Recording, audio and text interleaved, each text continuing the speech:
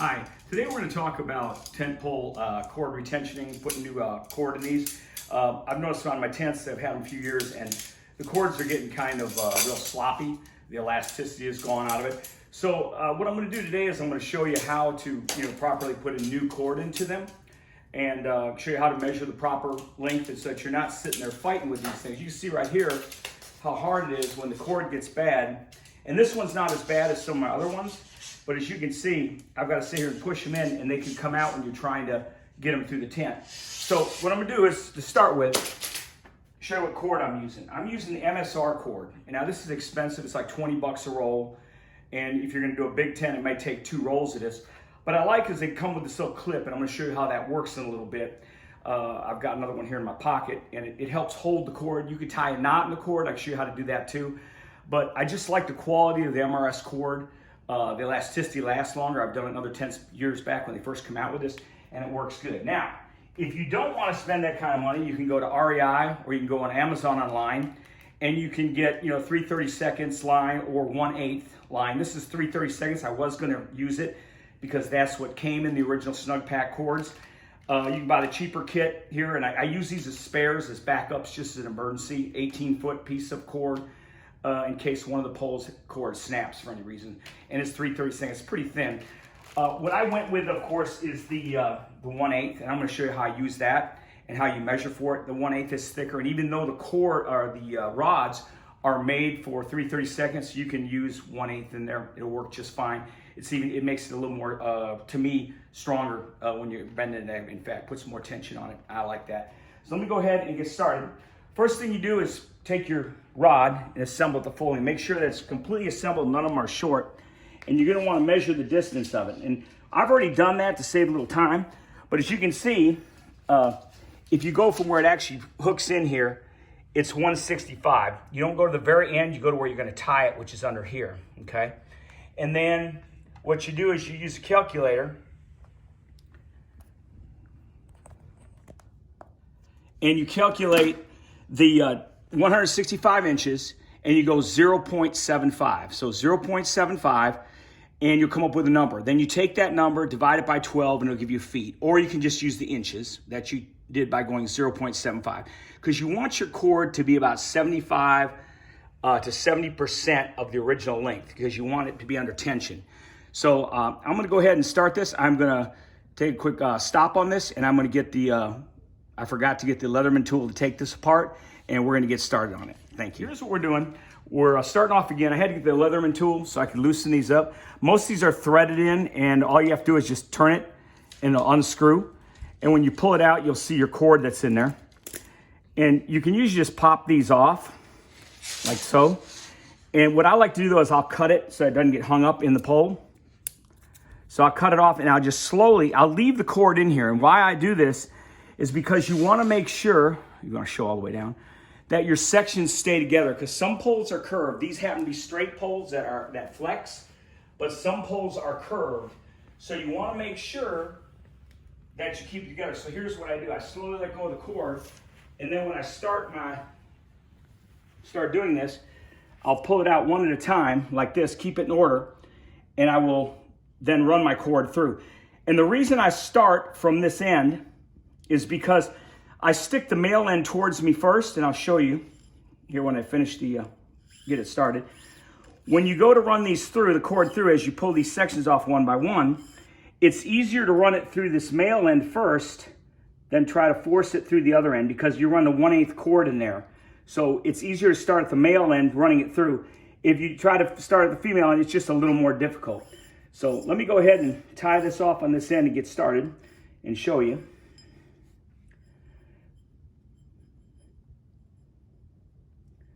On this side over here. All right. So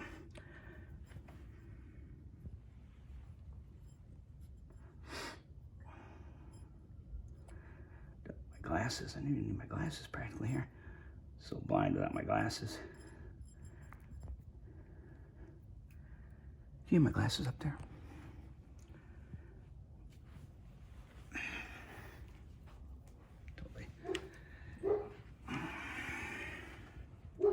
So because this cord is 1/8, you can see I've got to fight with it a little bit and get into the slot, because it won't just push. There you go. And it locks itself in, okay?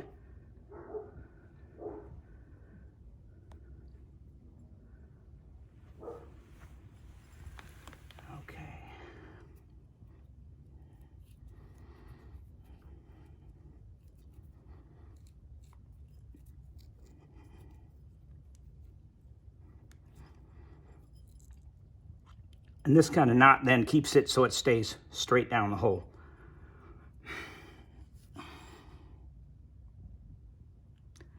You can see 1/8 is tight, but it does go in there. And it works fine, because I've done it on my other tent already. And it works great. You just use this, pull it down, and they'll pull it right in. Same here. Get it started. And you screw this in till it locks in tight. Take your tool, give it a little, it's a little snug, and it's locked in. You see it screws in tight. And I always pull it tight to make sure everything's set. So I'll pull it out, tug on it a couple times real good, make sure it's set, and then I'll start threading this through. Make sure you have no loops in it and that's not spun around. Then take your section off one at a time, like I'm doing here. And you run it through. And the 1/8 gives it a lot more, it makes it a lot more stable.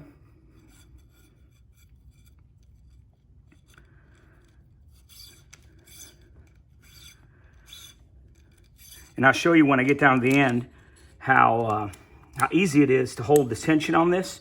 And I always do this, I pull on it a couple times to make sure it's still holding good. And then I'll just let it go slowly. Don't let it snap back in. And basically I'll just keep threading these down through and keeping the cord in here, as you can see over here, so that I don't lose any of the sections, which ones were which. You know, because some tent manufacturers have curved ones and some have straight ones. So we're gonna go ahead and cut for right now so that you don't have to watch the whole thing. And when I get down to the end, we'll turn it back on. So we've gone down to the end and we're about to run out, because we're only using, the cord is only 75% of the length of the total pole, as you can see here. We still have quite a bit of section to go. So that's where this comes in handy. Now, if you don't have this piece, you can pull this out like so, stretch the elastic. You don't have to stretch it till it's, full, to the full end of it, but just stretch it out. And then you can tie a quick loop knot in it. There's several different ties you can do, or you can just use this thing that they give you. And this basically just slips on, and then it holds it while you finish leaping. See that? That's why I like that. It makes it kind of nice. And then you just continue till you get to the end, running it through. And when you get to the end, you do the same exact thing that you've done here. You find, just take that piece off, or if you've done a loop knot because you didn't buy this particular brand, you would take and, you have a loop knot there. Once you get down to where you can't go any further, then you would take it off and switch it to the front, so you can do this.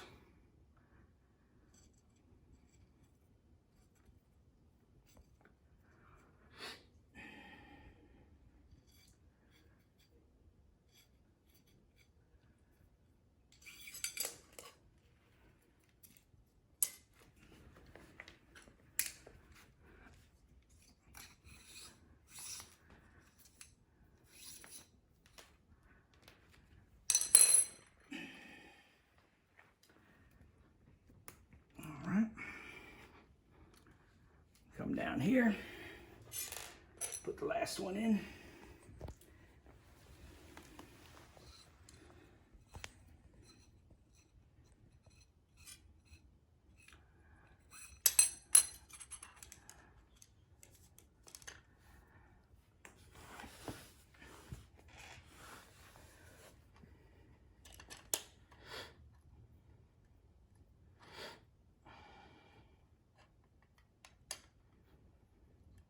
Got enough caffeine in me today. I'm shaking like a leaf. Could never be a surgeon, that's for sure.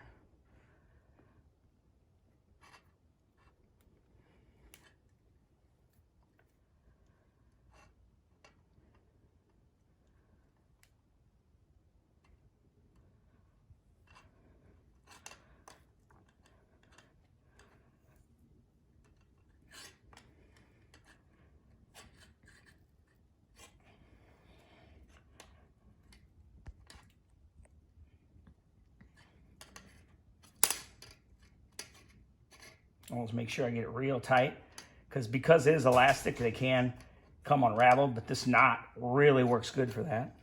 Okay, and then I run this back down in. And we'll undo this other side. Undo this.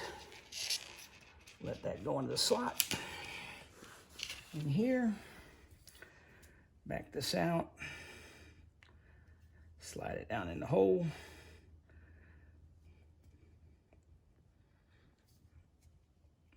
Because like I said, because I use 1/8, I got to push it in and force it. And then if I need to get a little more tension on it, I can reach here and I can pull it in.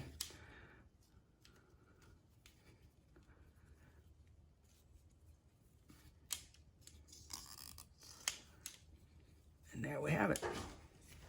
Screw the top tight, you're on. And I'll use the Gerber tool to tighten it up, one quick tight. But we'll check it now to make sure the tension is good, because you want this to make sure that when you fold it up, you can still see it still pulls apart. And it goes, it's so much better though. There's not any slack in it.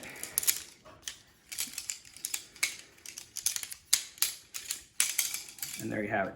And it's under enough tension with the new cord in it that you can literally just pop it out now. But not too much tension, you can't fold it up.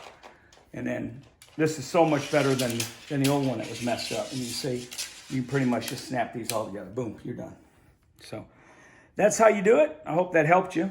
I hope that if you need to do this, you can do it yourself now. You don't have to pay somebody or have to buy new poles like some guy told me he had to buy new shock poles because the elastic cord was gone. You don't need to do that. You can just replace them. I hope that helps you. Thanks.